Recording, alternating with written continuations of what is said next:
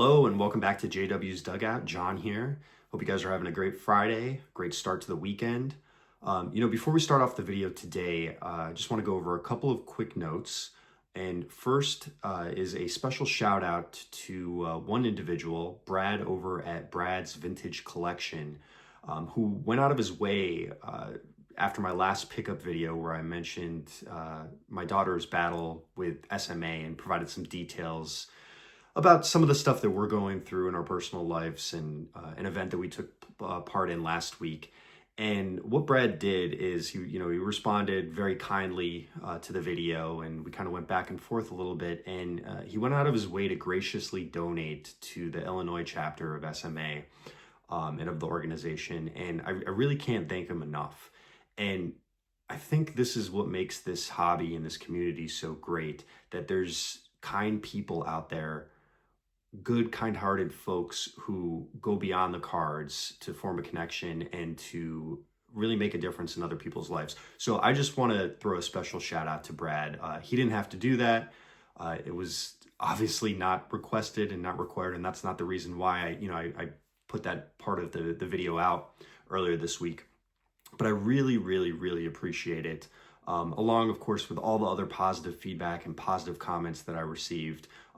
Obviously, that wasn't the point of the video. It's just, we all have stuff going on in our daily lives. Sometimes it's nice to share with like-minded people. So I really appreciate everyone who went out of their way to provide positive feedback. All right. Second, a few quick channel updates. The latest episode of the More Than It Seems short form podcast dropped yesterday. A brand new episode. Give that one a listen. It's about Bill Veeck. A lot of interesting details there. I could have definitely gone longer on the episode, but trying to keep these episodes nice and short and compact. I'm also heading out to the Culture Collision Trade Show in Atlanta tomorrow. That should be a lot of fun. I expect a recap video early next week, probably Tuesday or Wednesday of next week. And then I'm also going to do the Fred McGriff PC video that I promised. I'm still kind of tinkering with the best way to showcase that one. So definitely stay tuned. All right, let's jump into this video. One of the hardest parts of this hobby, at least for me, is figuring out how to actually show off my collection. I mean, what's the point of hunting down all of these pieces of history, these little pieces of history, if they just sit in the closet for no one to see? Maybe they're taken out once in a blue moon. Right now, I'm down here in my basement office / card room. It's not a huge space, but honestly, I'm incredibly grateful for this space, because if you want to rewind it, about 5 years ago, my wife and I were crammed into about a 750 square foot apartment in New York City and in the Upper West Side of Manhattan. And I'm talking, if you open the fridge, you can brush your teeth at the same time small. So it was pretty compact.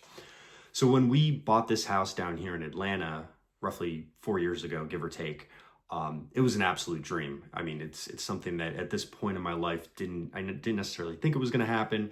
But I've got a space for an office / card room. And most importantly, we have room for our growing family without me, taking over the playroom and having sports memorabilia and sports cards scattered about. But here's the thing. Not everything fits, of course, in this room, especially my Hall of Fame autographs.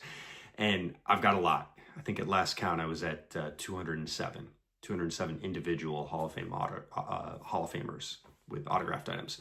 They're all over the place. You've got on-card autos, Hall of Fame plaque postcards, baseballs, Perez Steels, and yep, a good chunk of them are on plain old slabbed index cards, which, by the way, I've shown off in earlier videos.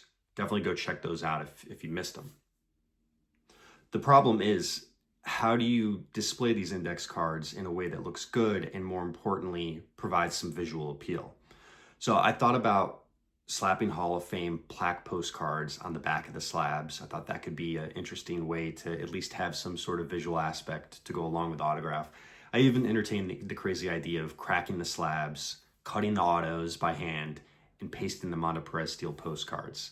But then I remembered I'm terrible at art. I was terrible in art in grade school, and I don't have the dexterity or the patience to take on that kind of project, nor would I trust myself. So after a lot of kind of staring at these walls around me which I'm kind of running out of space anyways because of the artwork, the baseball artwork that I have up on here. And really muttering to myself like a crazy person, I finally came up with a plan that I think is pretty conventional and pretty easy. So what I want to do is turn the camera around and let's kind of go through the process, my thought process, and just kind of let you know what my intentions are in the coming months. So I'm not going to go too in depth on each auto I show off because I've actually shown off most of these in previous videos, but I do want to run through the components of this project because, you know, everything is not exactly quite in place yet. But overall, the grand plan here is to add several shelving units into my office space. I went out and bought my first bulk purchase of these wooden slab stands that I showed off in my previous video. I think they are pretty classy looking, and they're definitely sturdy enough to hold these slabs, which is the thing that I was really looking for. So specifically for the signed index cards, I wanted to couple it with a classic image, an aspect of the hobby that I really love. And for me, that is the Perez Steel postcards. So I went out and bought several standard unsigned postcards of those Hall of Famers who I have signed on Hall of Fame index cards. And basically I went through the process of sleeving them up. I put them in these 4x6 top loaders. This is Connie Mack right here. And my plan is to display them side by side when these shelving units are installed, which might take a little bit of time for me to put together, but here, the general concept here is, and there's Connie Mack's signature on that PSA 9 authenticated, a piece that I showed a while back, but to have it side by side. So there's a component of, you know, the visual of Connie Mack and then his autograph right next door. This is obviously an oversized piece. They're not all going to look like this, but at least that I have some substance to go along with it. You know, you've got the information on the back in terms of, you know, some key stats of Connie Mack as a manager when he was inducted into the Hall of Fame.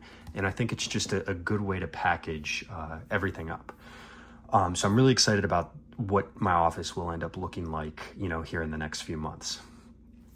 So before I get into the Perez Steel postcards, really dive into those. Put this down here real quick.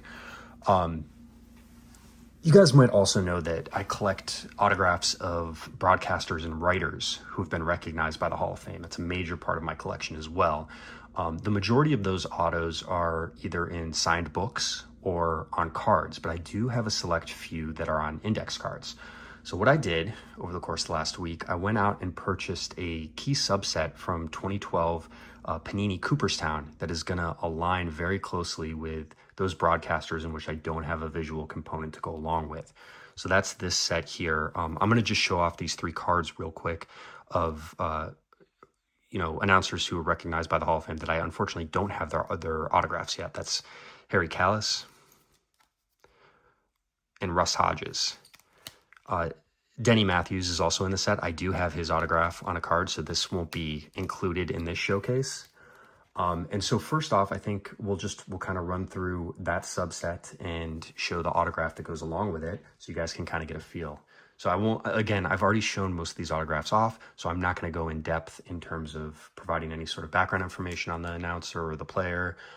We'll just do a quick showcase and then call it a day. This is the Vin Scully check, signed right there. I mentioned this in a previous video as well. I love the fact that this check is dated on my exact birthday. Gotta love it. So I didn't get a chance also to just showcase the back of these cards as well. So the subset's called Voices of Summer. And then that's another thing. They pull out a great quote in a year that has been so improbable. The impossible has happened, Vin Scully. And then they give a nice little bio. And they say when he was selected as a Ford C. Frick Award winner, it's in 1982. So I think these are really classy looking cards. I love that they have the bio in the back and just a nice component for my collection. So again, now we'll speed through these really quick. We've got Harry Carey on the signed check.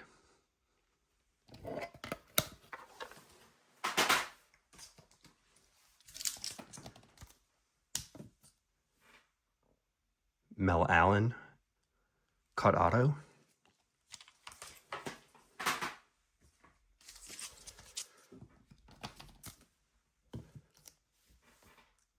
about Red Barber? Love this one.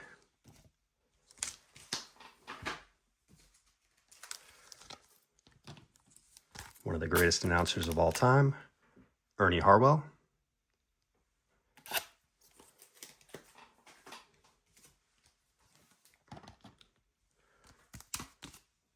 For all you Cardinals fans out there, Jack Buck.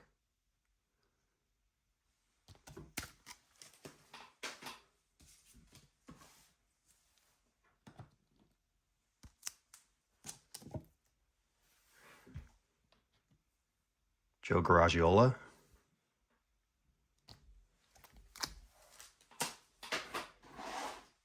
All right, and so that's it for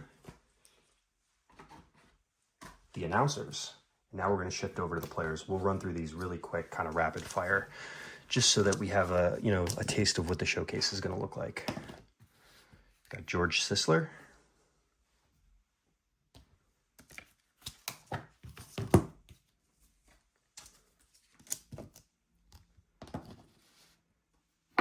Pie Trainer.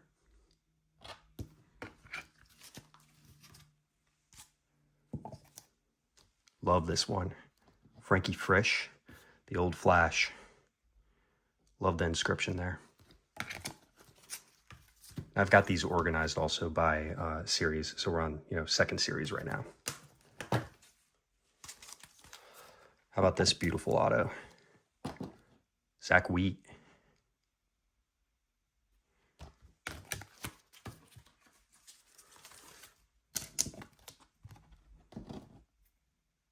Hank Greenberg. And I'm also going to end up doing these for the cut autos that I have in my set. This unfortunately doesn't, kind of fits on the stand. I know I showed this one off earlier, but I just like having an image to go along with it. And just a great image of Ray right there.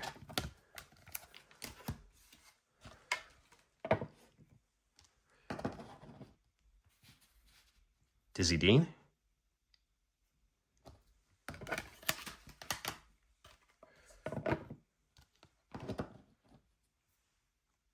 Earl Combs.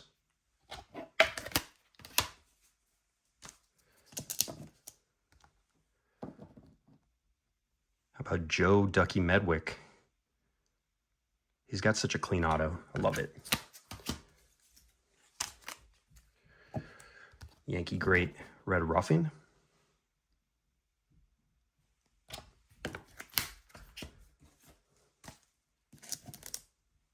How about the manager, Casey Stengel, on the cut auto?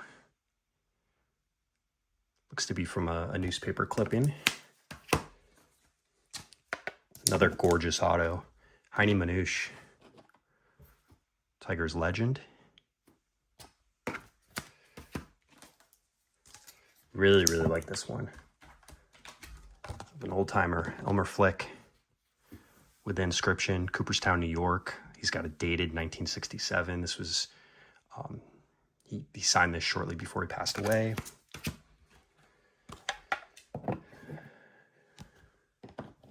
Bucky Harris.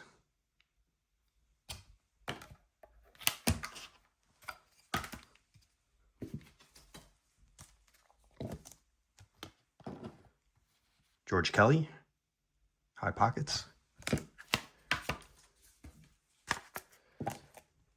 Negro League great, Buck Leonard.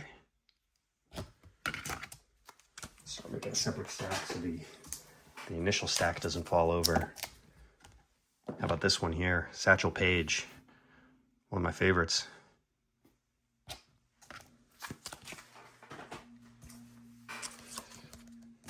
All right.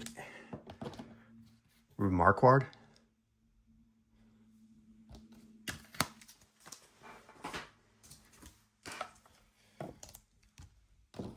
Really like this image as well. Harry Hooper.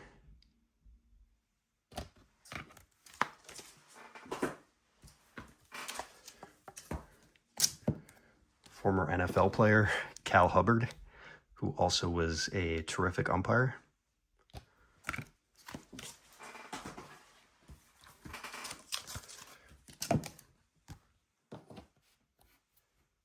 Warren Giles.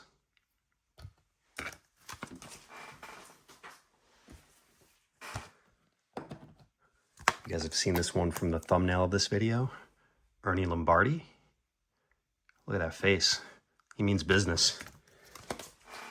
All right. And last but not least, you'll know this from the most recent episode of More Than It Seems, Mr. Bill Veck. So that'll do it as far as what I currently have in. I do have a few outstanding Perez steels to pick up. Just a matter of me purchasing them. Stan Kovaleski, Freddie Lindstrom. So those are the two last index cards that I need a visual component to go along with. And then a couple cuts. Joe Sewell, Billy Herman, Happy Chandler. This is a dual cut, but Happy Chandler I already have on a Perez steel. William Harridge is another one that I'll have to get a visual component to go along with. I'm pretty sure that he has a Perez steel. I'm like 99% sure. So that is the master plan. I am really curious to know what you guys think of this. It's obviously going to take up a lot of room in the office / card room, but I'm really excited to, you know, finally kind of pull these out of the closet and get them showcased, because it's one thing to just have a stack sitting there and never really get a chance to appreciate everything that I've been able to acquire. It's going to be nice to see it on a daily basis. It's nice too with the basement. There's not much sunlight that comes in here, and the sunlight that does come in here is blocked, so I don't have to worry about anything as far as, you know, faded autographs or anything like that. But I'm really curious to know what you guys think. Feel free to drop a comment, and, you know, thank you as always for watching and stopping by the dugout. And I really hope you guys have a great weekend. Like I said, we'll be back next week with a couple of key videos, including the recap of my trip to the Culture Collision trade show, and then my Fred McGriff PC. Until then, you guys take care. Bye now.